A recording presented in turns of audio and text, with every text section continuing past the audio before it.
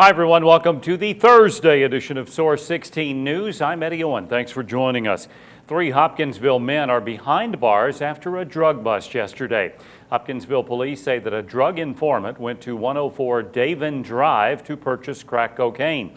Police say while inside, 18-year-old DeJuan Quarles, 22-year-old Tavares Quarles, and 21-year-old Gerald Buckner forced the informant into a bathroom where he made the crack purchase.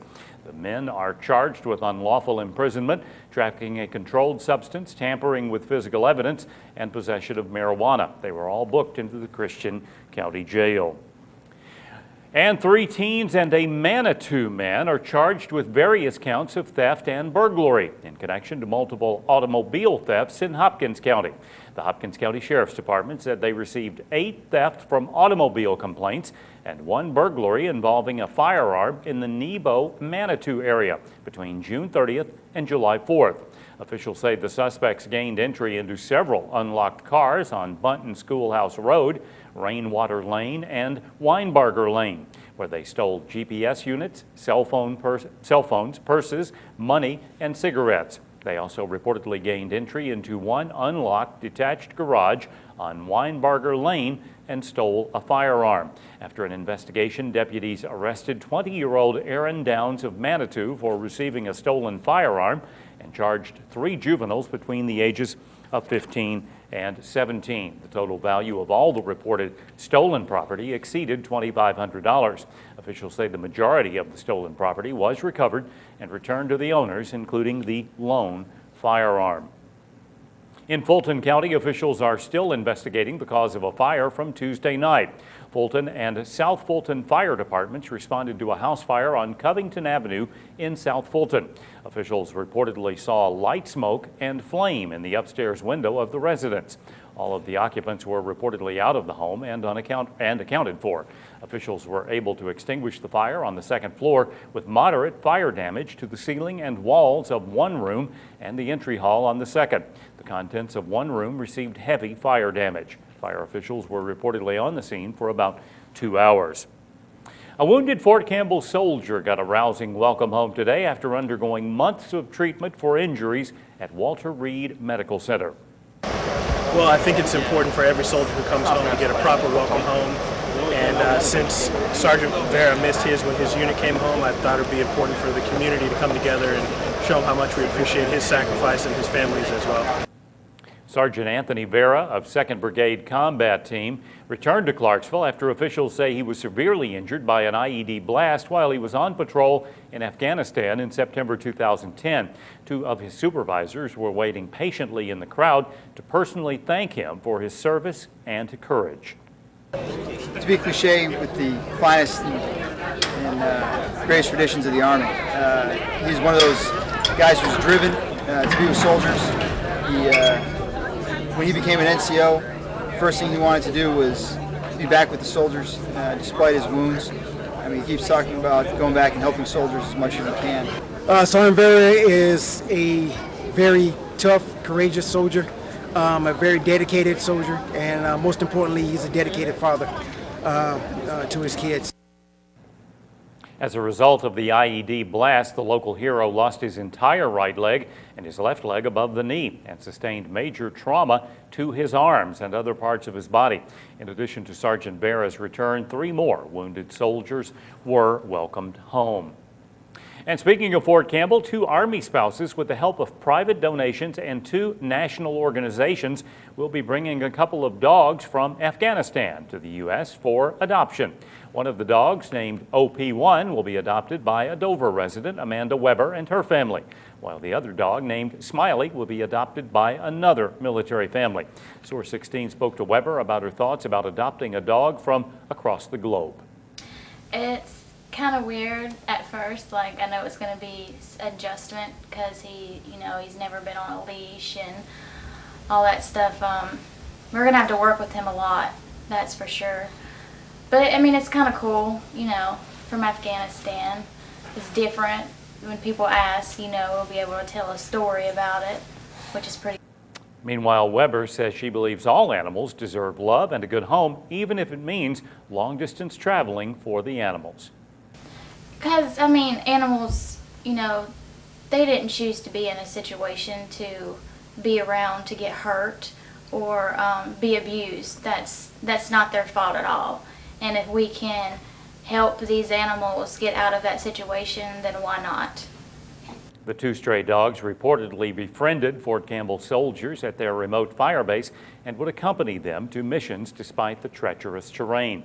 Rescue Helpers Incorporated and Puppy Rescue Mission are the two organizations responsible for the transportation of the dogs and did not involve any military assistance.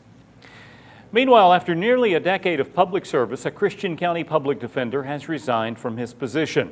Source 16 spoke to Eric Bearden about his decision to leave.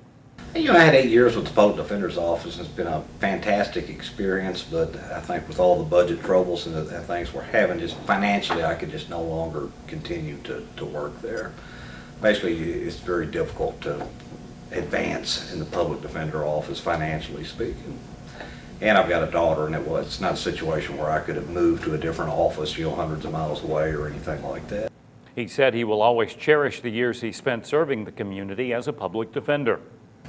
Yeah, it is truly a fantastic experience. I've never had the most wonderful people in the world to work with. It was a incredibly emotionally fulfilling job. I mean, every day you felt like you really made a difference to somebody.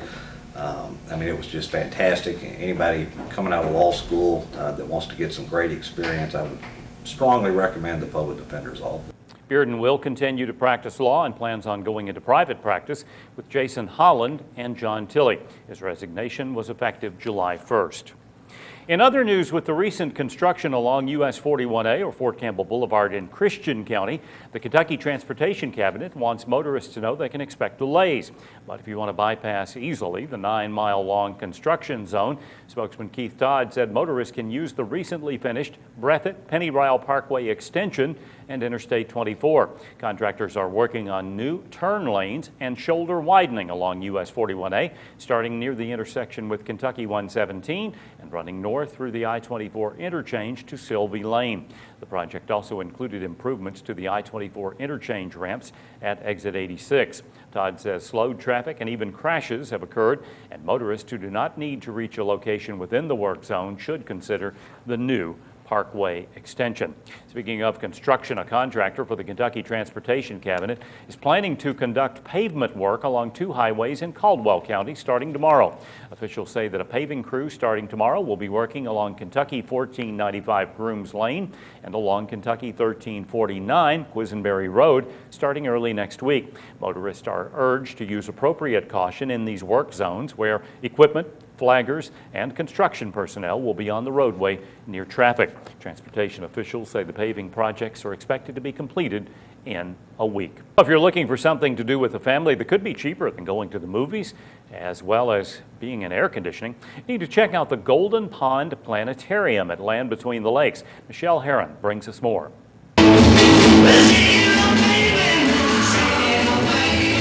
The Golden Pond Planetarium at Land Between the Lakes is shaking it up by offering laser light music shows that bring some of your favorite songs to life.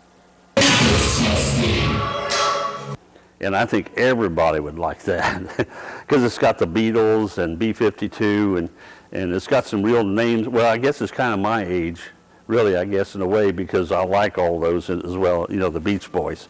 And I like that kind of stuff. The laser lights are synced to songs and played on the 40-foot dome of the planetarium, all done by one machine. It's well, a little bit bigger than a dinner plate and about 3 or 4 inches thick, but it's only 2 laser lights that's making all that, what you've seen on the dome, which is unbelievable. And even though the songs range from modern pop to oldies, you'll be surprised to know Pink Floyd's The Wall is an audience favorite. Of course, we got 2 versions. We have a family and the original. The original, if you have small children, it can make them have nightmares. I mean, it's scary looking. But the die-hard ones, people, they want to see that. They want to see the original. And so that's the one we usually show. But it's not all about music and laser lights. The staff also use the planetarium to teach their visitors about Greek mythology through constellations. And that way, you know, the kids learn something, and when when they don't even know they're learning something by learning some Greek mythology. And when they do that, you know, that's the way we want them to learn. We don't want them to realize they came in here for a learning experience.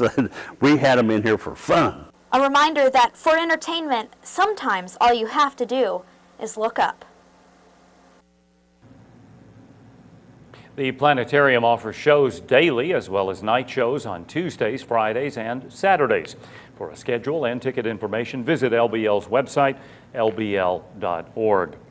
Well, the Kentucky Sheriff's Boys and Girls Ranch in Gilbertsville will now be able to repair some roofing and gutters on several buildings thanks to a donation from the Tennessee Valley Authority and Jerdal, a Kentucky metal recycler. Both companies presented checks to the Kentucky Sheriff's Association Wednesday.